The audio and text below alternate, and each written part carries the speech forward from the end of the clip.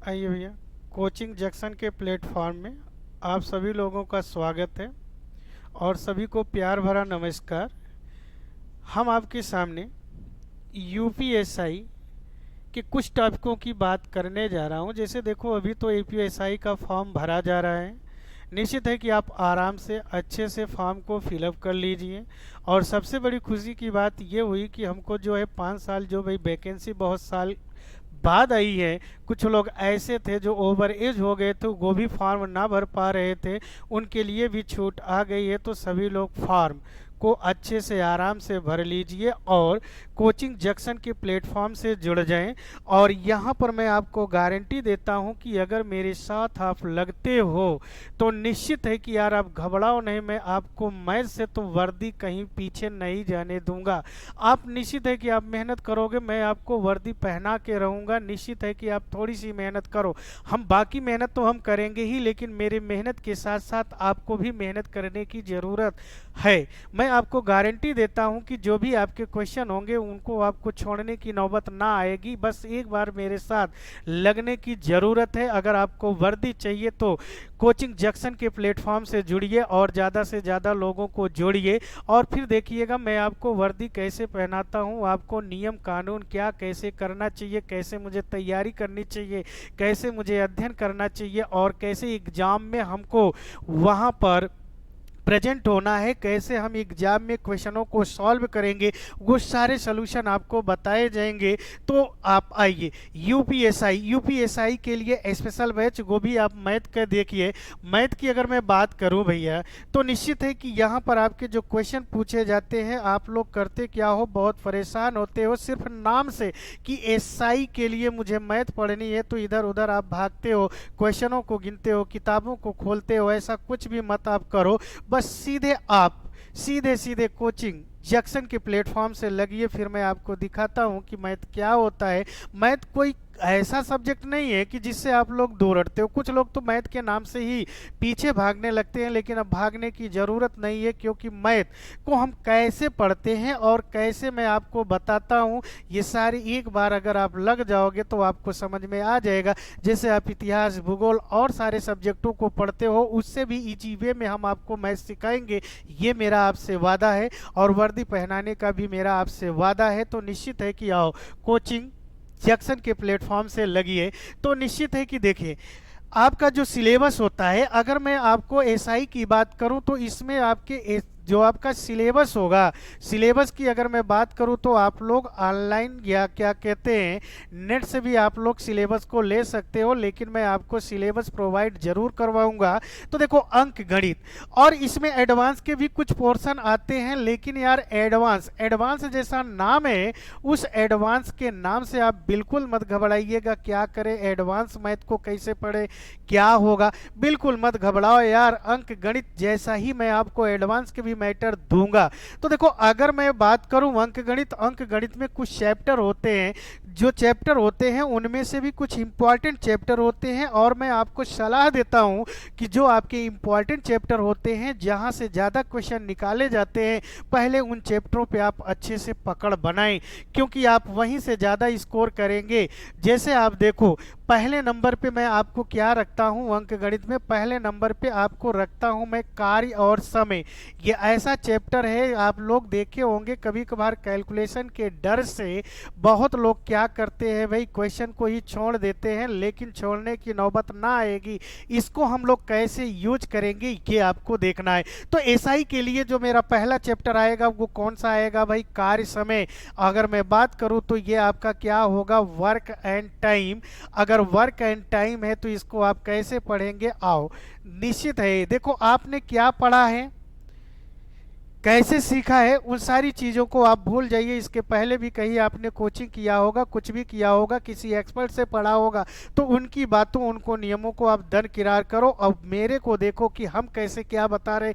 आपको लगाने की ज़रूरत ना है, बल्कि ये चैप्टर इतना इंटरेस्टिंग है और इनके क्वेश्चन तो यार हम लोग ओरली कर लेंगे, बस आपको समझने का एक तरीका चाहिए। बस हम अच्छे से समझ ना पाते हैं, इसीलिए क्वेश्चन का क्या करते हैं, कैलकुलेशन, कभी कभार तो ऐसे भी कैलकुलेशन आ जाते हैं जिन्हें हम लोग कर नहीं पाते। तो चलिए हम लोग स्टार्ट करते हैं। तो देखिए भैया, अगर मुझे वर्क एंड टाइम जैसे चैप्टर को पढ़ना है तो यहाँ पर आपको ध्यान क्या देना होगा, थोड़ा सा ध्यान दीजिएगा। जैसे देखिए, इसमें आपका कार्य एक पोर्शन होगा, दूसरा पोर्शन मेरा क्या होगा, समय होगा, और तीसरा पोर्शन हमारा क्या होगा, क्षमता। इन तीनों चीज़ों को आप अच्छे से समझिए, उसके बाद तो मेरे क्वेश्चन यूं ही ओरली लगेंगे। देखिए, कभी भी कोई भी काम करेगा तो कोई एक कार्य करेगा। अब कोई एक कार्य करेगा तो इस कार्य को करने में कई लोग हो सकते हैं, और जितने भी लोग होंगे सबकी कैपेसिटी यानी सबकी क्षमता अलग अलग होगा, और सबका टाइम भी अलग अलग होगा। तो सबसे मेन मुद्दा ये फंसता है कि यार मेरी क्षमता क्या होती है, इस बात को ही समझना चाहिए। आप लोगों ने साइंस में भी क्षमता एक चैप्टर पढ़े होंगे, या क्षमता जैसे डिफिनेशन को भी पढ़े होंगे, तो वहां पर यह बताया गया होगा एकांक समय में किए गए कार्य की दर को ही क्या कहते हैं, क्षमता कहते हैं। अर्थात अगर मैं मैथी भाषा में बोलूं तो एक दिन में किया गया कार्य ही क्या कहलाएगा, क्षमता। एक दिन में जितना आप कार्य कर लेते हो वही आपकी क्या कहलाती है, क्षमता कहलाएगी। अब अगर क्षमता कहलाएगी तो जैसे आप समझ लो, आप मान लो किसी एक कार्य को कितने दिन में करते हैं भाई, 10 दिन में। अब मान लो आप क्या हैं, ए हैं। अगर ए हैं तो निश्चित है कि ए ने किसी एक कार्य को कितने दिन में किया है, 10 दिन में। कोई एक दूसरा व्यक्ति है, वो इसी कार्य को कितने दिन में कर ले रहा है भाई, 20 दिन। अब आप थोड़ा सा समझो यहाँ पर यार। अब अगर मैं समझूं कि ये जो व्यक्ति है किसी एक कार्य को 10 दिन में कर रहा है, जबकि भी उसी एक कार्य को कितने दिन में कर रहा है, 20 दिन में कर रहा है। अब ये इसी कार्य को 20 दिन में क्यों कर रहा है, क्योंकि इसकी जो क्षमता होगी पहले वाले व्यक्ति से इसकी क्षमता क्या होगी, कम होगी। अब देखो, अगर क्षमता कम है तो समय क्या हो रहा है, लग रहा है। बोलो आप समझ पा रहे हो। अगर आपका क्या कहते हैं, समय भाई ज्यादा है, यानी यह जो किया है ये 10 दिन में किया है, ये जो किया है ये 20 दिन में किया, ये 20 दिन में क्यों किया, क्योंकि इसकी जो क्षमता होगी इसकी अपेक्षा इसकी क्षमता कम होगी। अब अगर क्षमता कम है तो समय क्या दिख रहा है, ज्यादा, और समय कम दिख रहा है तो क्षमता क्या है, ज्यादा। तो एक बात तो समझ में आ रहा है कि क्षमता और जो समय है एक दूसरे के क्या होते हैं, व्युत्क्रमानुपाती होते हैं। अब व्युत्क्रमानुपाती की बात करूं तो कुछ लोग व्युत्क्रमानुपाती भी ना समझ पाते हैं। जैसे देखो, अगर मैं ये पूछूं कि 5 का व्युत्क्रमानुपाती क्या होगा, तो निश्चित है कि 5 का व्युत्क्रमानुपाती क्या होता है भाई, 1/5 होता है। लेकिन इसी पे अगर मैं एक क्वेश्चन आपसे ये पूछ लूं कि आप ये बताओ कि 5 का अपोजिट क्या होता है, तो भी लोग शायद क्या बता देते हैं, 1/5। देखो यार, ये हमने कहा कि व्युत्क्रम वाला रूल है। अब अगर ये व्युत्क्रम है तो ये क्या है भाई, ये अपोजिट ना है। निश्चित है कि व्युत्क्रम अगर पूछा जाए तो किसी भी संख्या का जो व्युत्क्रम होता है 1/, वह संख्या होती है। लेकिन मैंने यहाँ पर क्या पूछा है, अपोजिट।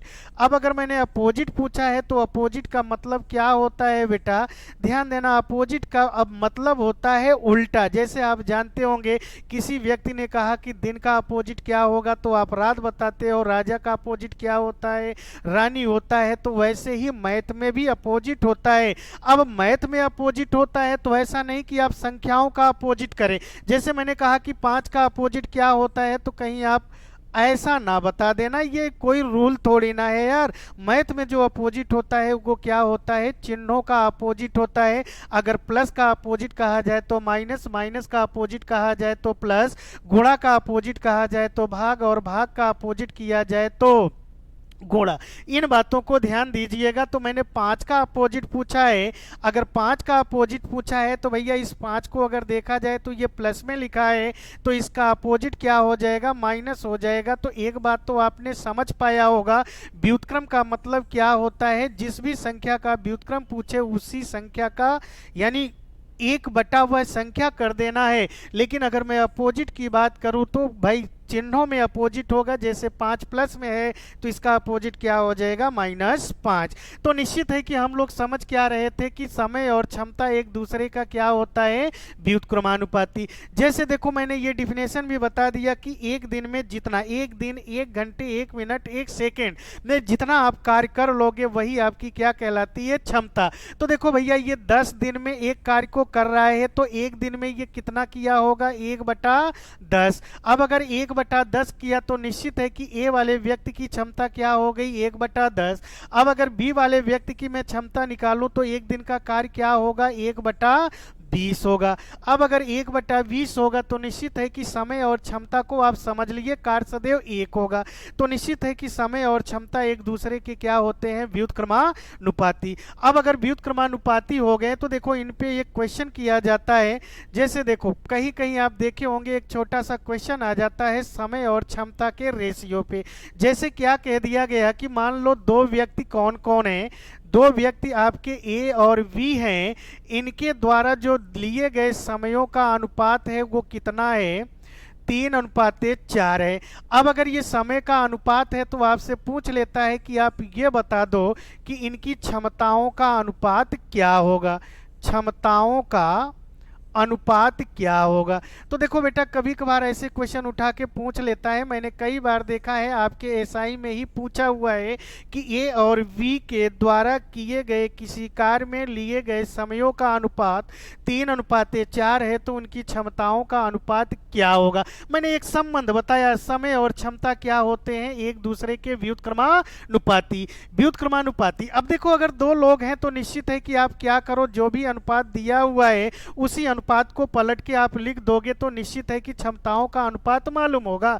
अगर ये 3:4 है तो इनको पलट के आप लिख दोगे तो वैल्यू क्या हो जाएगा, 4:3। निश्चित है कि क्षमताओं का अनुपात मुझे मालूम हो गया, क्या हो गया, 4:3। लेकिन मान लो अगर एग्जामिनर ने क्वेश्चन को दूसरी तरीके से पूछ लिया, मान लो कि ए और बी वही व्यक्ति हैं, अगर इनके द्वारा लिए गए क्षमताओं का अनुपात कितना है भाई, 4:3। ये क्या है भाई, 4:3, लेकिन ये किनका संबंध है, क्षमता का। अब अगर ये क्षमता का संबंध है तो आपसे ये पूछ लेगा कि आप ये बताओ कि इनके समय का अनुपात क्या होगा। तो बिल्कुल आप मत घबराओ, बस डिफिनेशन आपकी क्लियर होनी चाहिए। क्या क्लियर होना चाहिए कि समय और क्षमता एक दूसरे के व्युत्क्रमानुपाती होते हैं। अगर क्षमता में 4:3 का अनुपात है तो समय में क्या हो जाएगा, 3:4। ऐसे भी क्वेश्चन आप लोगों ने देखा, कई बार एग्जामों में पूछा गया है, तो अब घबराने वाली बात ना है। देखो क्या आप समझ पाए, लेकिन ये दो व्यक्तियों से रिलेटेड था। मान लो अगर यहीं पे क्वेश्चन 3 व्यक्तियों से कर देता तब, जैसे देखो मैंने कहा कि यहाँ पे चलो हम 3 व्यक्ति ले लेते हैं। कौन कौन ले लेते हैं, ए बी और सी। इनके द्वारा जो समय लिया गया है वो क्या लिया गया है भाई, 2:3:4। अब अगर ये समय का अनुपात है, अब अगर ये समय का अनुपात है तो आपसे पूछ लेगा कि आप ये बताओ कि इनकी क्षमताओं का अनुपात क्या होगा। यानी क्षमता का अगर मुझे अनुपात बताना है तो हम लोग कैसे बताएंगे, क्षमता का अनुपात। अब अगर मुझे क्षमता का अनुपात बताना है तो बेटा घबराओ नहीं, दो व्यक्ति थे, रेशियो को मैंने पलट दिया। लेकिन अगर 2 से अधिक हो जाए तो आप रेशियो मत पलटना कि आप पलट करके ऐसे लिख दो 4:3:2। नो बेटा, ये क्या होगा, गलत हो जाएगा। ये हमने थोड़ी ना बताया, हमने क्या बताया कि समय और क्षमता एक दूसरे के व्युत्क्रमानुपाती हैं। अब अगर आप देखेंगे व्युत्क्रमानुपाती होते हैं, 2 थे तो अच्छी बात थी, अनुपात को हम लोग क्या कर दिया करते थे, पलट दिया करते थे। लेकिन 2 से अधिक हो जाए तो व्युत्क्रमानुपाती का रूल लगाओगे। अब अगर मैं 2 का व्युत्क्रमानुपाती लिखूंगा तो कितना होगा, 1/2। आई होप कि आप समझ पाए होंगे। अब आओ आप अगले पे जाओ। अब अगला देखूंगा 3 है तो इसका व्युत्क्रमानुपाती 1/3 होगा। अब आप आओ अगले वाले पे, क्या होगा, 4 है तो क्या हो जाएगा 1/4। अब देखो 1/2 रेशियो 1/3 रेशियो 1/4, लेकिन आप रेशियो पे ध्यान देना। मैं आपको रेशियो भी पढ़ाऊंगा, आप घबराओ नहीं, आज आपकी पहली क्लास है, डेमो क्लास, बस आप उसे इंट्रोडक्शन के रूप में लो। लेकिन आगे आपके कंटिन्यू सारे चैप्टर दिए जाएंगे, प्रैक्टिस सेट भी कराए जाएंगे, सारे मटेरियल सारी चीज़ें आपको अवेलेबल कराए जाएंगे। बस एक बार आप मेहनत करना चालू कर दो, निश्चित है कि आपको मैं वर्दी पहना के रखूंगा। तो निश्चित है कि अगर आपका रेशियो है, रेशियो को ध्यान देना, रेशियो सदैव एक सरल अनुपात में होता है, ये कभी भिन्नात्मक नहीं हो सकता है। अगर आपका रेशियो दशमलव में हो, भिन्नात्मक हो, तो निश्चित है कि उन्हें आप सरल अनुपात में बनाओगे। लेकिन यहाँ पर रेशियो भिन्नात्मक है तो आप क्या करोगे, इनके जो हर हैं, हरों के एलसीएम से पूरे में गुणा कर दो। अब अगर मैं 2 3 4, देखो बेटा, अगर आप एसआई के लिए मैथ पढ़ना चाहते हैं तो कुछ छोटी छोटी बातें होती हैं जो आप प्राइमरी स्तरों में पढ़े होंगे। प्राइमरी स्तर का मतलब मेरा ये होता है कि कक्षा 1 से लेकर के हाई स्कूल इंटर तक कुछ ना कुछ जानते होंगे। उन बेसिक नियमों को आप तैयार रखना। फिर भी आपको मैं निश्चित है कि बेसिक क्लास भी दूंगा, जिसमें आपको कैलकुलेशन करने में जो समस्या होती है वो भी आपका दूर होगा। तो आइए, अब जैसे मुझे एलसीएम लेना है, तो देखो यार 2 3 4, 2 3 4 का अगर मुझे एलसीएम लेना है तो 2 3 4 का एलसीएम मेरा क्या होगा 12। अब अगर 12 होगा तो निश्चित है कि मैं इसमें भी कितने से गुणा कर दूंगा 12 से। अब अगर मैं 12 से गुणा करूं तो 2 छंग 12, तो यहाँ पे जो आया वो वैल्यू कितना आ गया 6। अब ऐसे इसमें करोगे तो कितना हो जाएगा 3 चौक 12। अब अगर मैं आगे करूंगा, इसमें भी अगर आप 12 का गुणा करोगे तो 4 से ये 12 कैंसिल होगा, तो 4 तिहाई 12, तो ये कितना हो जाएगा 6 रेशियो 4 रेशियो 3। यानी उनकी जो क्षमताओं का अनुपात मिलेगा वो कितना मिल जाएगा बेटा 6:4:3।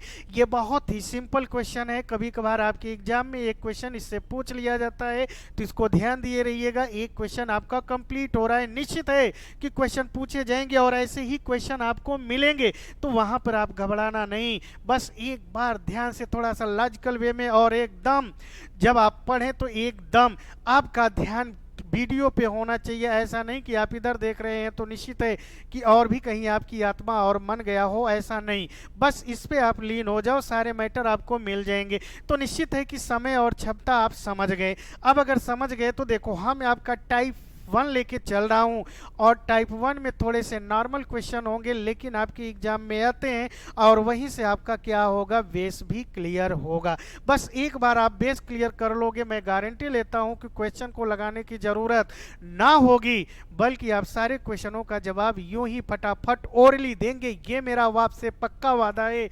जैसे देखो, आपने देखा होगा कि क्वेश्चन आता है, मान लो ए अकेले किसी कार्य को कितने दिन में कर रहा है। मान लीजिए ए अकेले किसी कार्य को कर रहा है 12 दिन में, बी अकेले किसी कार्य को कितने दिन में कर रहा है 15 दिन में। अब अगर ये 15 दिन में कर रहा है तो आपसे पूछ लेता है कि आप ये बताओ कि ए और बी दोनों मिलकर उस कार्य को कितने दिन में करेंगे। ए अकेले कर रहा है 12 दिन में, जबकि बी अकेले कर रहा है 15 दिन में, तो दोनों मिलकर उसी कार्य को कितने दिन में करेंगे। अब इसके लिए आप देखे होंगे बहुत सारे लोग आपको क्या बताते हैं, ट्रिक, और ऐसे ऐसे ट्रिक बता देते हैं, सिर्फ उतनी समय तक तो आपका ट्रिक काम करता है, लेकिन एग्जामिनेशन हॉल में बिल्कुल जाकर के आप भूल जाते हो कि यार क्या ट्रिक है। नो बेटा, ऐसे पढ़ने से कोई मतलब ना है। आप ऐसा पढ़ो कि क्वेश्चन आपको दिखे तो आप तुरंत क्वेश्चन को क्या कर जाओ, सॉल्व कर जाओ। और मैं वही काम करता हूं और आपको भी वही काम करने के लिए सलाह भी देता हूं। एक बार आप लॉजिकल वे से सोचो, थोड़ा सा कॉन्सेप्टुअल। ये जो आपका अंक गणित है ना, ये कोई भाई अलग की मैथ ना है, ये जो आप अपने पूरे दैनिक जीवन में प्रयोग करते हो सिर्फ वही है। कैसे आप प्रयोग करते हो, बस उसी को आप सोचना चालू कर दो और अंक गणित यूं ही आपका लग जाएगा, चुटकी में लगेगा। जैसे देखो यार, अगर ये क्वेश्चन आ गया तो सबसे पहले आप ये डिसाइड तो कर लो यार कि इन दोनों के द्वारा मुझे कुल कितना काम करना होगा। कुल कितना काम करना होगा ये आप डिसाइड कर लोगे तो सारे काम फटाफट हो जाएगा। तो देखो, कुल काम कैसे आएगा बेटा, देखो जितने भी दिन दिए गए हैं, सारे दिनों का आप क्या ले लो, एलसीएम। अब देखो बेटा, एलसीएम का मतलब ये थोड़ी ना है कि आप लोगों एग्जामिनेशन हॉल में क्या करने कि 12 और 15 का मुझे एलसीएम निकालना है, तो इसको आप काटो कि ये 3 से कटा, कैसे कटा, 3 चौक 12, 3 पचे 15। अब कोई अलग संख्या ले लो, जैसे 2 है तो 2 दूनी 4, ये 5 ना कटा, कोई बात ना है, नहीं कटा छोड़ दो, क्योंकि एलसीएम निकाल रहे हो। फिर मैं 2 से काटूंगा तो कितना हो जाएगा, 1। फिर मैं 5 अभी बचा हुआ है तो 5 से कैंसिल कर दिया तो 1 आ गया, 1 आ गया। जब सबका मान 1 1 आ जाए तो फैक्टर करना बंद कर दीजिए। ये जो काटी हुई संख्या है इनका आप गुणा करो, तो 3 दूनी 6, दूनी 12, पंचे 60। तो इनका जो एलसीएम आया बेटा वो कितना आया, 60। आप ये बताओ, इस तरह से अगर आप एग्जामिनेशन हॉल में क्वेश्चनों को सॉल्व करोगे तो टाइम टेकन तो होना है ना। क्यों? क्योंकि आप ध्यान दो, 1 घंटे में आपको 150 क्वेश्चन करने होते हैं, 100 क्वेश्चन करने होते हैं। यानी मान लो 1 घंटे में आपको 100 क्वेश्चन करने हैं, अगर मैथ के ही क्वेश्चन 40 आ जाए या 50 क्वेश्चन आ गए, तो बेटा आप ये बताओ, इस तरह के नियम लगा करके क्या आप सारे क्वेश्चनों का जवाब दे पाओगे? क्योंकि कुछ लोग करते क्या है, वो सिर्फ ये पता कर लेते हैं कि मैं एसआई का एग्जाम देने जा रहा हूं, तो पहले वो फॉर्म को भरते हैं, उसके बाद किस पे लग जाते हैं कि यार एसआई की कट ऑफ क्या जा रही होगी, वो पता करते हैं। अब किसी बंदे ने कह दिया कि एसआई का जो कट ऑफ जा रहा होगा वो कितना जा रहा है, मान लो किसी ने कह दिया कि 80 का कट ऑफ जा रहा है, तो वो कोशिश क्या करते हैं, इसी 80 को लाना चाहते हैं। नो बेटा, ये आपकी थ्योरी बिल्कुल गलत है। आपको कट ऑफ में आने से भी नौकरी ना मिलती है। मान लो आप यही रणनीति बनाया कि मुझे 80 नंबर ही तो लाना है, आपने किसी तरीके से 80 नंबर ला ही लिया, लेकिन एक दूसरा स्टूडेंट्स है जिसने लाया है 85 नंबर, तो आप ये बताओ आपका सिलेक्शन होगा कि उस बेचारे का होगा? निश्चित है कि सिलेक्शन की अगर मैं बात करूंगा तो इसका होगा। क्यों? क्योंकि इसने कट ऑफ की बात ना की, इसने ज़्यादा से ज़्यादा क्वेश्चन का स्कोर किया और 85 नंबर लाया, इसलिए इसको पहले सिलेक्शन दिया जाएगा, फिर बाद में आपके बारे में सोचा जाएगा। अगर सीट आप बचती है तो आपका सिलेक्शन होगा, वरना नहीं होगा। तो ये अपने मन से निकाल देना कि मुझे कट ऑफ में ही आना है, ऐसा नहीं। आप स्कोर करो कि मैं ज़्यादा से ज़्यादा कितना क्वेश्चन कर पाऊंगा, और ज़्यादा से ज़्यादा क्वेश्चन करने के लिए आपको टाइम बचाना होगा। तो टाइम कैसे बचेगा वो थोड़ा सा मैं हम लोग हट के सोचेंगे। जैसे देखो 12 और 15 का मैंने कहा एलसीएम, तो आप एलसीएम ना लो, कोई ऐसी संख्या डिसाइड कर लो जो दी गई संख्याओं से पूर्णतया विभाजित हो जाए, क्योंकि एलसीएम यही कहता है कि वह छोटी से छोटी संख्या जो दी गई संख्याओं से पूर्णतया विभाजित हो जाए। तो आप छोटी से छोटी नहीं, बड़ी से बड़ी भी ले लें, हमें कोई एतराजगी नहीं है, कोई दिक्कत नहीं है, आंसर वही आना है। तो आप करो क्या, कोई भी ऐसी संख्या ले लो जो दी गई संख्या से विभाजित हो जाए। तो यहाँ पर तो ऑलरेडी मैंने ले लिया है, चलो कोई बात ना है। तो देखो ये टोटल यूनिट है आपका, टोटल यूनिट मेरा क्या बन गया, 60। यानी मैंने ये शर्त कर दिया दोनों के लिए कि देखो आप कुछ भी करो, आपको भी क्या करने हैं, जैसे मान लो समोसा बनाना है, तो ए के लिए भी हमने डिसाइड कर दिया कि आप कुछ भी करो लेकिन मुझे कितने समोसे बना के दो, 60। बी के लिए भी मैंने डिसाइड कर दिया कि आप कुछ भी करो, कुछ भी करो, हमसे कोई मतलब ना है। मैंने आपको क्या दे दिया, ठीका दे दिया कि आप कुछ भी करो लेकिन हमको 60 समोसा बना के देना है।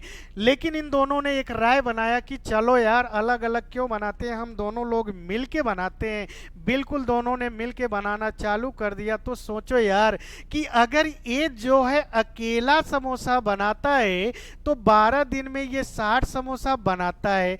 तो अगर ये 12 दिन में 60 समोसा बनाता है तो आप ये बता दो कि एक दिन में कितने समोसे को बना रहा होगा। थोड़ा लॉजिकल, जैसे आप मार्केट में निकलते हो, सब्जी खरीदते हो, किसी ने कह दिया कि 12 केजी आलू 60 रुपए में मिलती है, तो 1 केजी आलू कितने में मिलेगी यार? निश्चित है कि वहां पर आप कैलकुलेशन कर लेते हो क्योंकि वहां लेन देन है। यहाँ पर भी तो यार वही चीज है ना। अब ये फ्यूचर की बात है तो इसमें आप थोड़ा सा हड़बड़ाते हो, इधर उधर करते हो। नहीं यार, वैसे ही सोचो, मैंने कहा ना अंक गणित एकदम जैसे आप दैनिक जीवन में यूज करते हो वही यूज करना है। तो एक वस्तु का जब भी मान निकालना होगा तो आपको क्या देना होगा, भाग। अगर 12 दिन में 60 समोसा तो एक दिन में कितना बना रहा होगा, 5। अब ऐसे दूसरे वाले पे सोचो, ये 15 दिन में 60 बना रहा है तो एक दिन में कितना बनाएगा? 4। अब थोड़ा सा सोचो कि एक दिन में वो 5 बना रहा है, एक दिन में वो 4 बना रहा है, लेकिन दोनों मिलके काम कर रहे हैं तो एक दिन में कितना बना रहे होंगे? 9। अब अगर एक दिन में ये 9 बना रहे हैं बेटा, तो मुझे बनवाने कितने हैं समोसे? 60। अब आप ये बताओ कि 9 समोसा बनाने में अगर मुझे एक दिन लग रहा है तो 60 समोसे को बनाने में ज़्यादा दिन लगेगा ना। अब अगर ज़्यादा दिन लगेगा तो दिन हम कैसे बनाएंगे? टोटल कार्य में एक दिन के कार्य से भाग दे दीजिए तो वैल्यू कितना आएगा? 60/9। अब अगर इसे आप सरल करना चाहते हैं तो सरल करिए, तो देखिए 3 से कटेगा, 3 दूनी 6, 0, 3 त्रिका 9, ये कितना आ गया बेटा? 20/3। इसको और भी आप सरल करें तो अगर अंश का मान हर से बड़ा है तो आप भाग दे दें, तो 3 छंग 18, 6 बार गया, इसे 6 को साइड में लिख दो, जो शेष बचा उसे आप ऊपर लिख दो और जिससे भाग दिया वो नीचे। तो निश्चित है कि दोनों मिलकर कार्य को कितने दिन में समाप्त कर लेंगे? 6 सही 2/3। कुछ बातें आप लोगों ने समझ पाया? एक दो क्वेश्चनों का प्रैक्टिस लगाइए, उसके बाद तो आपके ब्रेन पे सब आ जाएगा। निश्चित है कि आप फटाफट जवाब दोगे, नो कैलकुलेशन। आई होप कि कुछ बातें आप समझ पा रहे होंगे। आओ इसी पे एक क्वेश्चन मैं और लेके चलता हूं। चलिए अगला क्वेश्चन क्या है, इस बात को समझिए। जैसे मान लो मैंने ये कहा कि ए अकेले किसी कार्य को मान लीजिए कितने दिन में कर रहा है भाई? 20 दिन में। अब अगर ये 20 दिन में कर रहा है और बी अकेले उसी कार्य को कितने दिन में कर रहा है भाई? 30 दिन में। अब अगर ये 30 दिन में कर रहा है तो क्वेश्चन आपसे ये कहा गया कि आप ये बताओ कि ए और बी दोनों मिलकर कितने दिन में करेंगे। तो सो घबराना नहीं, पहले आप ये डिसाइड कर लो कि दोनों मिलकर वास्तव में कुल कितना काम करना है इन्हें। तो देखो कितना काम करना है, हमने कहा या तो एलसीएम लो, लेकिन एलसीएम भी लोगे तो थोड़ा सा टाइम टेकन होगा। आप ऐसी संख्या डिसाइड कर लो जो दी गई संख्याओं से विभाजित हो जाए। अब देखो कुछ भी आप रख लो यार, कुछ भी रख लो, ये मत घबराना कि ये वैल्यू मेरी गलत होगी क्या, ऐसा कुछ भी नहीं है। चाहे जो भी रखो लेकिन कटनी चाहिए। तो देखो 20 और 30 से अगर मैं देखूंगा तो 60 एक ऐसी संख्या है जो दोनों से कट जाएगा, तो मेरा टोटल यूनिट कितना बन रहा है? 60। यानी इनके द्वारा भी मुझे कुल कितना काम करवाना है? 60। अब सोचो कि अगर ये 20 दिन में 60 कार्य कर रहा है तो एक दिन में कितना कर रहा होगा? 3। अब अगर ये 30 दिन में 60 काम कर रहा है तो एक दिन में कितना कर रहा होगा? 2। तो देखो बेटा ये अलग अलग कर रहे हैं। अब ये जो आपका 3 और 2 आया, यही इनकी क्या होती है? क्षमता। अगर ये पूछ ले कि ये बताओ क्षमता क्या है, तो ए की क्षमता 3 हो जाएगी और बी की क्षमता कितनी हो जाएगी? 2। तो आई होप कि आप समझ पाए होंगे। अब देखो दोनों एक दिन में कितना काम कर रहे हैं भाई? 5 यूनिट। अब अगर दोनों एक दिन में 5 यूनिट यानी 5 समोसा बना रहे हैं तो मुझे बनवाने कितने हैं? 60। तो आप ये बताओ कि 5 समोसा एक दिन में बन रहा है तो 60 समोसा कितने दिन में बनेगा भाई? 12 दिन। अगर ये भी ना समझ में आए तो टोटल कार्य में एक दिन के कार्य से भाग दीजिए, तो एक दिन का कार्य कितना है? 5। अब अगर मैं 5 से 60 में भाग दूंगा तो कितनी बार जाएगा? 12। यानी अगर ये 12 जाएगा तो निश्चित है कि दोनों मिलकर एक दिन में कितना काम कर लिए? एक दोनों मिलकर कितने दिनों में करेंगे? 12 दिनों में। बोलो क्या कुछ बातें समझ में आ रही हैं? बस थोड़ा सा आप सेट हो जाओ, उसके बाद देखो इन क्वेश्चनों में आपको कितना मजा आता है। अदर स्टूडेंट्स क्या करेंगे? पेन कापी कागज खोजेंगे, आपको कोई ज़रूरत ना है, आप ओरली सॉल्व कर ले जाओगे तो निश्चित है कि क्वेश्चन को आप समझ पाए होंगे। लेकिन मैंने कहा कि यार एग्जामिनर है, क्वेश्चन को क्वेश्चन से ही बनाता है। मान लो यहाँ पर अलग अलग किए, लेकिन क्वेश्चन को अगर मैं थोड़ा सा चेंज कर दूँ, जैसे देखो अगर मान लो मैंने ये कह दिया कि मान लीजिए ए और बी मिलकर किसी कार्य को मान लीजिए ये 12 दिन में कर देते हैं और ए अकेला जो है उसी कार्य को कितने दिन में कर रहा है? 20 दिन में कर रहा है। तो आप ये बता दो कि बी अकेला उसी कार्य को कितने दिन में करेगा। देखो क्वेश्चन थोड़ा सा चेंज हो गया क्या। तो अब आपको घबराना नहीं है कि क्या करें, इसके लिए क्या होगा, बिल्कुल वही रूल। अब रूल कहीं चेंज ना होगा, क्वेश्चन चाहे जैसे आ जाए, बस आप सोचने की कैपेसिटी लाओ। अब देखो सबसे पहले आप क्या करो यार, टोटल यूनिट तो निकालना पड़ेगा, इसमें कोई शक ना है। अब अगर आप टोटल यूनिट निकालोगे तो 12 और 20 से कटने वाली संख्या क्या होगी, 60। अब देखो 60 के अलावा कुछ भी आप ले लो, लेकिन ऐसी संख्या लेना जो सबसे कट जाए। तो वैसे ही सोचो कि 12 दिन में 60 समोसा, तो एक दिन में कितने बन रहे होंगे, 5। 20 दिन में 60 समोसा, तो एक दिन में कितने समोसे बन रहे होंगे, 3। मुझे किसका निकालना है भाई, बी का। अगर बी का निकालना है तो सोचो कि यहाँ पर दोनों मिलकर कितना बना रहे हैं भाई, 5। अगर इसमें से हम ए को क्या कर दें, घटा दें, तो निश्चित है कि किसकी वैल्यू आ जाएगी, बी की वैल्यू आएगी क्या।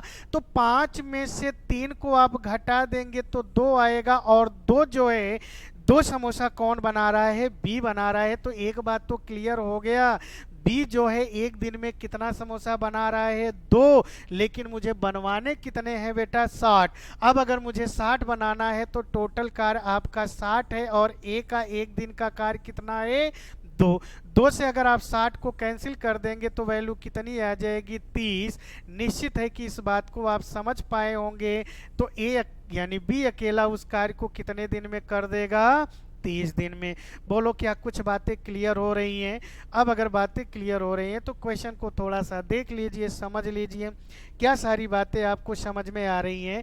निश्चित है कि समझ में आ रही होंगी, क्योंकि भाई अगर आप समझने के मूड से होंगे तो समझ में आएगा ही। तो निश्चित है कि अगर क्वेश्चन क्लियर, मान लो इसी क्वेश्चन में मैं थोड़ा सा और घुमा दूं, क्या घुमा दूं, इस बात को सोचिए। जैसे देखिए मैंने ये कह दिया कि मान लो ए और बी ये दोनों मिलकर किसी कार्य को कितने दिन में कर ले रहे हैं, 8 दिन में। जबकि बी अकेला इसी कार्य को कितने दिन में करता है भाई, 16 दिन में। अब अगर ये 16 दिन में करता है तो आपसे ये पूछ लिया गया कि आप ये बता दो कि ए अकेला इस कार्य को कितने दिन में करेगा। कोई दिक्कत ना है भाई, हमने कहा कि जब भी क्वेश्चन वर्क एंड टाइम का आए, चाहे जैसा क्वेश्चन आए, सबसे पहले आप क्या कर लो, टोटल वर्क निकाल लो। अब अगर हम टोटल वर्क निकालेंगे तो निश्चित है कि देख लो भाई, एक है 8 दिन, दूसरा है 16 दिन, तो निश्चित है कि इनका एलसीएम लो। हमने कहा ये जरूरी नहीं है कि एकेडमी स्तर के जैसा आप एलसीएम निकालो, कोई संख्या आप अपने दिमाग में क्लिक करो, लेकिन ऐसी संख्या क्लिक करो जो इनसे कट जाए। तो इनसे कटने वाली संख्या क्या होगी, 16 होगी। अब अगर 16 है तो निश्चित है कि 8 और 16 का आप एलसीएम लोगे तो एलसीएम कितना आएगा, 16। लेकिन 16 ही एक ऐसी संख्या है जो दोनों से कट जाए। आप क्या ले सकते हो भाई, और भी संख्या है, जैसे 48 भी ले सकते हो, कोई समस्या ना है। बात समझ रहे हैं, 48 भी ले सकते हो, कोई समस्या ना है, आएगा वही। तो निश्चित है कि अगर दोनों मिलकर 8 दिन में 16 काम कर रहे हैं तो एक दिन में कितना कार्य होगा भाई, इससे आप टोटल काम में भाग दे दो, तो 8 दूनी 16। फिर आप 16 से 16 में भाग देंगे तो कितना हो जाएगा भाई, 1। अब देखो यहाँ पर दोनों हैं, तो दोनों में से बी का अगर मैं घटा दूं तो किसका आएगा, ए का आएगा ना। तो 2 में से 1 को घटा दो तो 2 में से 1 गया तो 1 आया।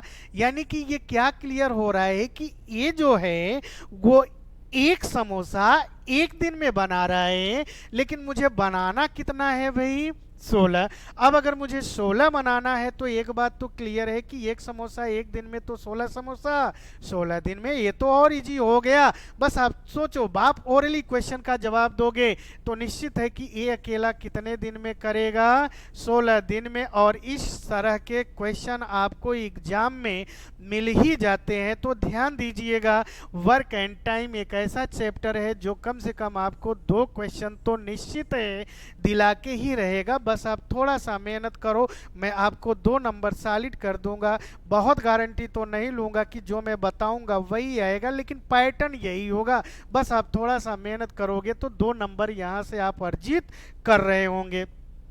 तो निश्चित है कि अगर इस टाइप के क्वेश्चन आ जाए तो आप क्लियर कर ले जाओगे, निश्चित है कि क्लियर कर ले जाओगे। लेकिन आओ इसी का एक दूसरे टाइप का क्वेश्चन होता है, यानी दूसरा टाइप्स क्या कह देता है।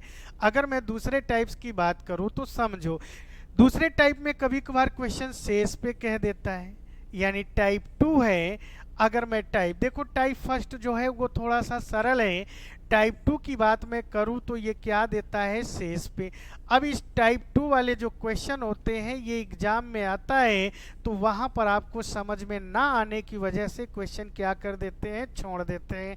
छोड़ने की कोई ज़रूरत ना है। देखो क्वेश्चन कैसे देंगे और आपको सॉल्व कैसे करना है, इस बात को समझिए। जैसे मैंने ये कहा, क्वेश्चन अभी आपको ऐसे ही शॉर्ट फॉर्म में लिखे जा रहे हैं, लेकिन एक आपको यहाँ पर थोड़ा टेक्निकल प्रॉब्लम की वजह से क्वेश्चन आपको स्लाइड पे ना दिखा पा रहे हैं, लेकिन एक दो रोज के बाद आपके क्वेश्चन स्लाइड पे भी चलने लगेंगे, तो आप क्वेश्चन रहेगा, मुझे लिखने की ज़रूरत ना होगी, सिर्फ सॉल्यूशन चाहिए आपको। तो आइए अभी आप थोड़ा शॉर्ट फॉर्म में समझो। जैसे मैंने ये कहा, ए अकेले किसी कार्य का 3/4 भाग कितने दिन में कर ले रहा है भाई, 15 दिन में। अगर आप क्वेश्चन लिखना चाहते हो तो देखो क्वेश्चन कैसे लिखना है, इस बात को समझिए, फिर से समझिए। ए अकेले किसी कार्य का 3/4 भाग 15 दिनों में करता है, तो बी अकेले उस कार्य का 2/3 भाग 12 दिनों में करता है। अब आपसे क्वेश्चन उठा के पूछ रहा होगा कि आप ये बता दो कि a प्लस वी ये दोनों मिलकर कार्य को कितने दिनों में करेंगे। अब ये कितने दिनों में करेंगे ये क्वेश्चन आपसे पूछ लिया, तो एग्जामिनेशन हॉल में जब रहते हो तो यहाँ पर आपको समस्या थोड़ी सी हो जाती है, क्योंकि आपने ट्रिक का माध्यम लिया था। अब वो ट्रिक तो यहाँ पे कार्य ना करने वाली है, क्योंकि क्वेश्चन कैसे कर दिया है बेटा, थोड़ा सा समझिए आप। देखो क्वेश्चन उन्होंने क्या कर दिया है, शेष पे लगा दिया है।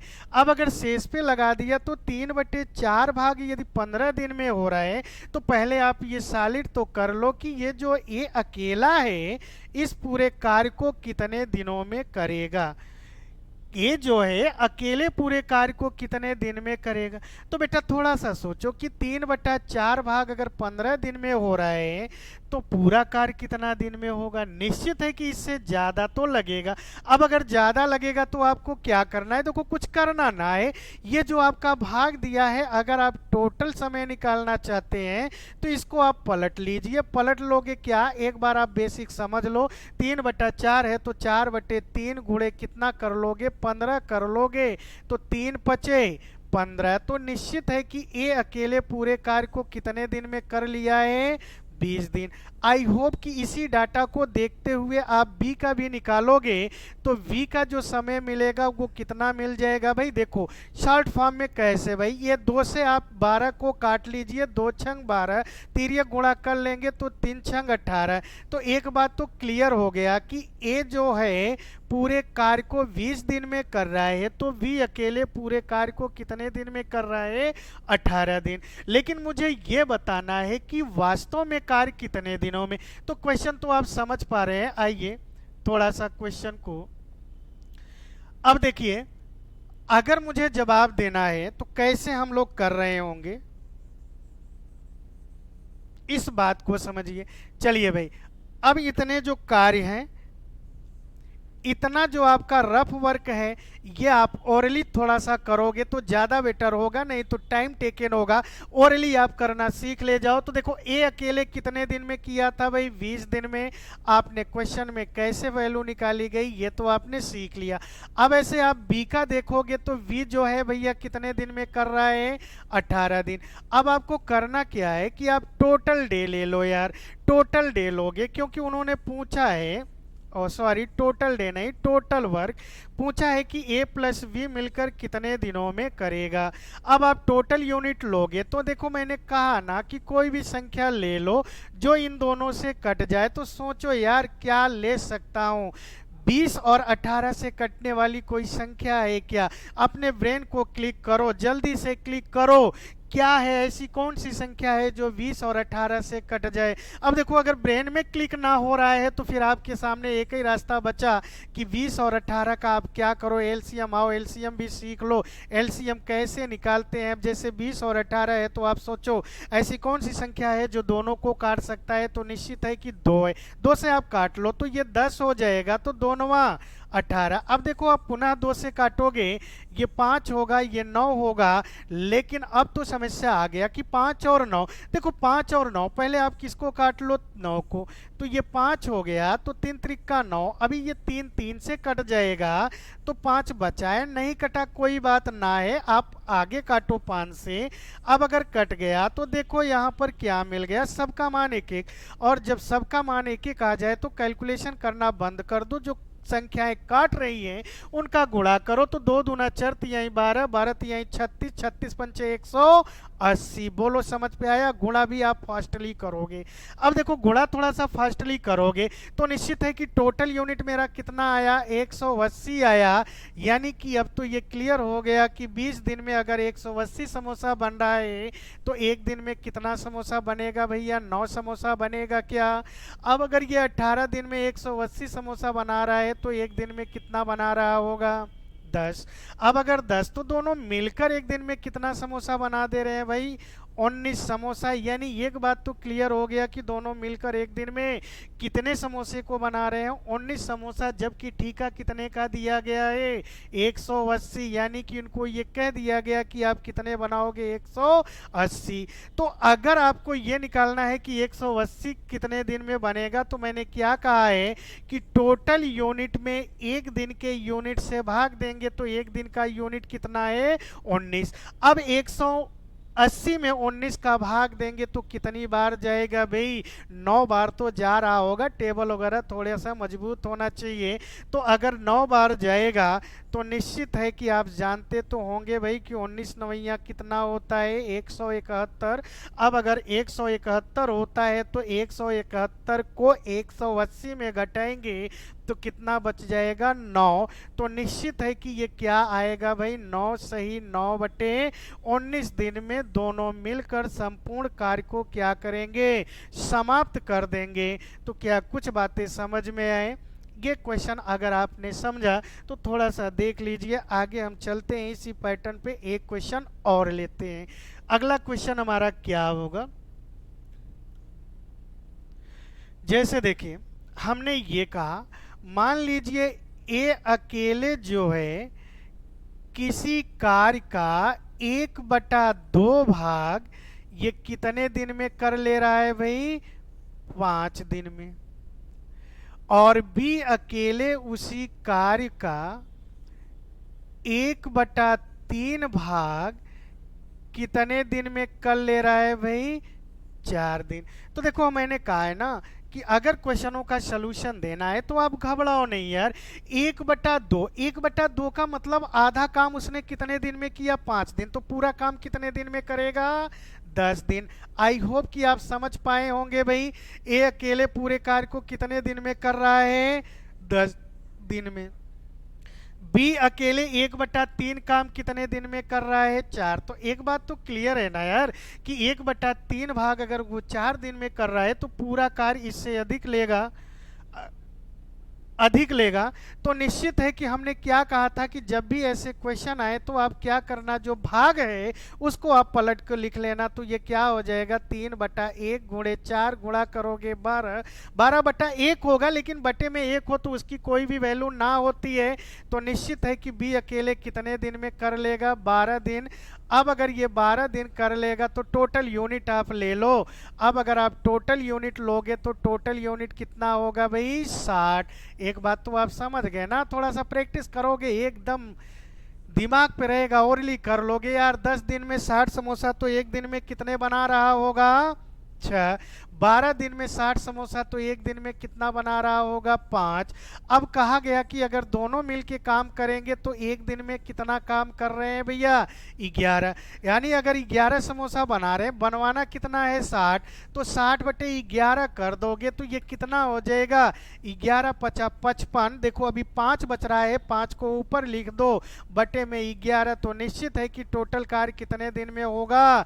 5 सही 5/11। और ये क्वेश्चन जो आपका है ये पूछा गया है, ये निश्चित है कि आपके एसआई इसके पहले भाई, क्योंकि 2011 के बाद कोई वैकेंसी ना आई है, तो 2011 में ये पूछा गया क्वेश्चन है।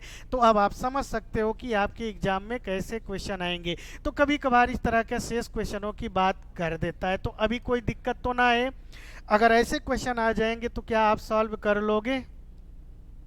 निश्चित है कि आप सॉल्व कर लोगे। तो चलो, एक छोटा सा मैंने आपको वीडियो दिया, इसे आप लोग देखते रहिएगा और थोड़ा सा मेहनत करिएगा। फिर हम लोग अगली वीडियो में मिलते हैं, तो आगे क्या होंगे उनको भी बताया जाएगा। तो बस आज इतना ही।